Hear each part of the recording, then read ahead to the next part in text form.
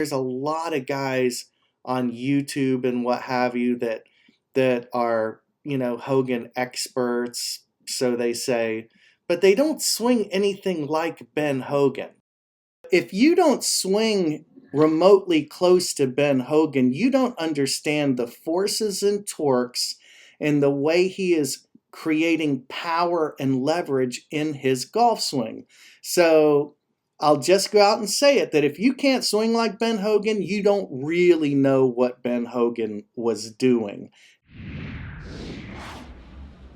Hey guys, Christo Garcia, The Miracle Swing. It's been a while since I've talked about Ben Hogan's golf swing, but I'm working on a new driver series and I filmed my swing in slow motion and I kind of shocked myself. I was trying to pound a drive and I was like, oh my God, you're hitting all the positions that Ben Hogan does in his golf swing. Now, it's pretty close. Nobody in the world is exactly like Ben Hogan, but I will say this, there's a lot of armchair quarterbacks and people who think that they're Ben Hogan experts.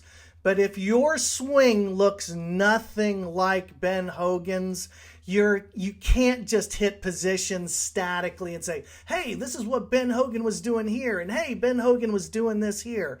You don't know really what Ben Hogan is doing unless your swing actually resembles it at full speed. Because as I say, there's the external visual aspects of the golf swing, but there's a hidden golf swing. It's the feels, it's the places that you apply leverage. It's how you're shifting your weight and rotating. There's so much more to it. You can't just hit a static position and say, oh, Ben Hogan was doing this or Ben Hogan was doing that. If somebody's doing that, they're full of crap. Okay, now I am excited to say that my golf course, Eaton Canyon Golf Course, survived the Eaton fires. Unfortunately, our sister course, Altadena, where I mostly practiced, did not. So my prayers go out to everybody out there. But I am going to be able to hold my next weekend golf school January 25th and 26th.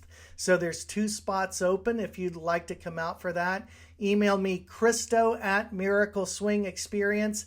And if you like these videos, please don't forget to hit like, click subscribe. And if you have a question or comment, leave it at the bottom. I always try and respond to everybody in the first couple of days. And don't forget, if you'd like to learn how I swing a golf club, you can go to miracleswingexperience.com. Now let's get into today's Ben Hogan swing video.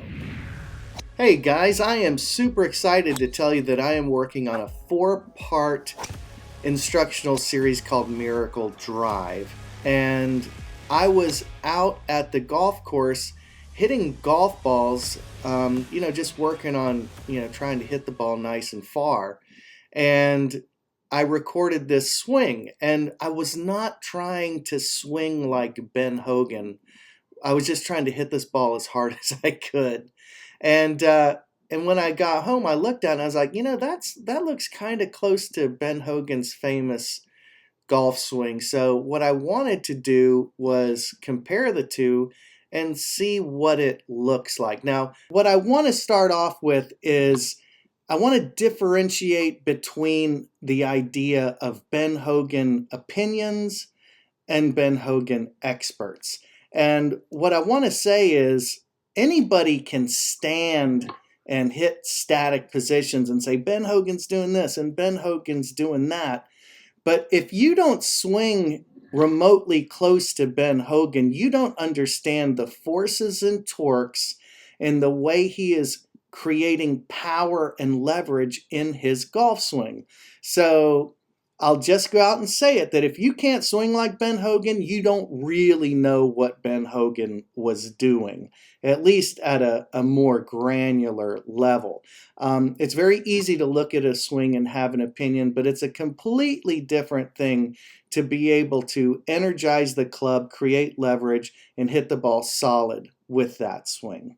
So it's real easy to stand and say, hey, so this is Ben Hogan at P2.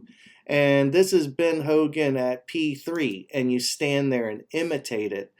But the thing is, where the rubber meets the road is when you put energy into the ball and you hit that ball 300 yards. Does it still look somewhat reminiscent of Ben Hogan. So I'm going to break this down and take a little bit of a closer look here, and I'm going to go through some of these positions. So this is P2. These approximations aren't exact because that club should be parallel, but in order to line up the old video of Ben Hogan and myself, I'm going to get pretty darn close. So at P2, we see that we're loading into our right foot. We have a nice wide takeaway, and the pocket of our right elbow is beginning to turn up.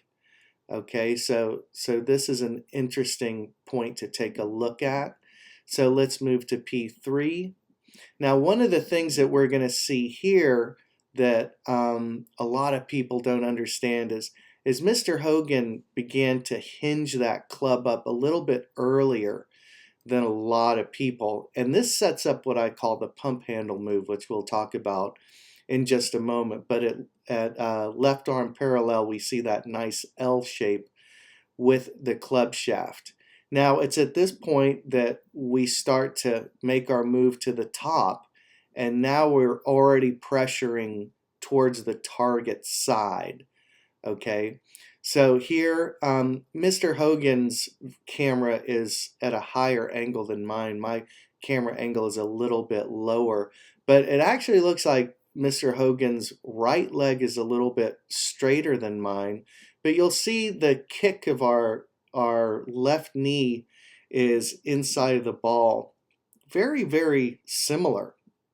It's kind of surprising, you know, like I said.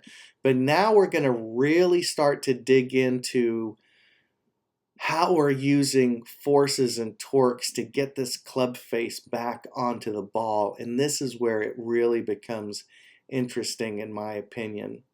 So here we get to P4, 5, and we've got this left arm parallel again, and there's a ton of lag that we can see. And this holding of lag is very, very,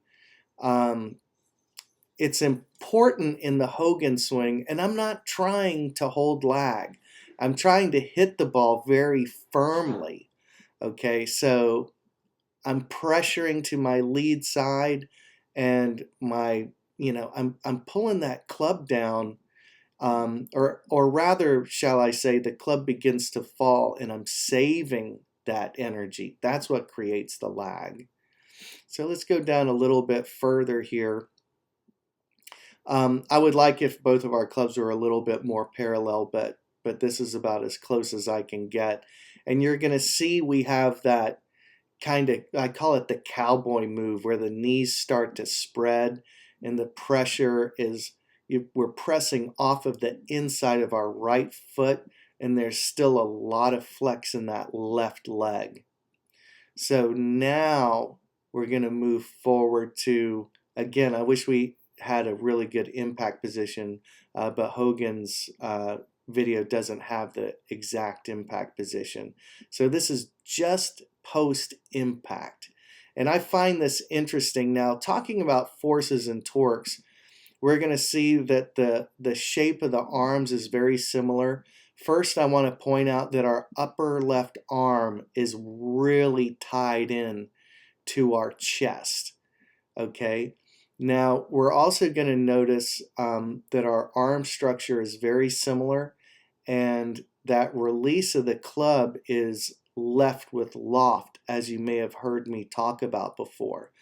But one thing I think is very important that very few people have is, if we look at the bottoms of my pant legs, I wish I had flared bottoms so they would look exactly like Mr. Hogan's, but you're going to notice the swirled wrinkles on my right leg are similar, and then the cloth of my left leg is being thrown off of my shin in the same manner that you can see Mr. Hogan's pant leg is being thrown off of his shin. This is very rare. Not many people are using their legs in this particular manner. So now we're going to take this club up a little bit further. Now, again, I'm not trying to imitate Mr. Hogan here, but what we're going to see is He has that really nice high release. I don't have a wooden golf club with a very heavy head. That helps me to approximate that longer, higher finish. His hips are turned through a little bit better than mine. He's got a little bit more of a reverse C than I do, but we're both making our way onto our lead leg. And here we can see I have a little bit more foot drag than he has. But again, the shape, the plane of the swing, it's all very similar. And I don't think you can really claim to be an expert in the Ben Hogan golf swing if you can't swing close to him. So let's move on now, and I'm going to talk a little bit more about what I'm actually doing in my golf swing here. Once again, I was trying to hit the ball hard. I wasn't trying to swing like Ben Hogan, but what we want to have is a nice wide inside takeaway here. Now, the difference between the way I think about the backswing and most people is they're thinking wide, but I'm thinking wide and deep. I want that golf club to be working inside and up. Okay, so my energy is going wide and deep as I extend my arms, and then naturally I'm going to begin to let the club fold. Okay, now I'm going to reach the top of my backswing. Now this is one of the things I talk about that's important in the over-the-top miracle swing is I want to begin to shift as I lift. Okay, I'm shifting towards my lead side here. Can you see that? I'm shifting into my lead side so that I can begin to make my transition smoothly. You'll see that I'm going to begin to plant my left heel. Now, there, my left heel finally plants. Okay, this is the OTT move. Okay, here I'm inside, my hands are deep.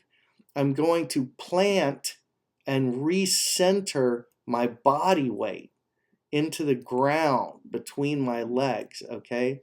I have to let the hands go OTT to keep them a little more in front of me so I don't get stuck. That's all it is. And it's also going to give me more leverage and power. So this left heel is going to go down. Bam.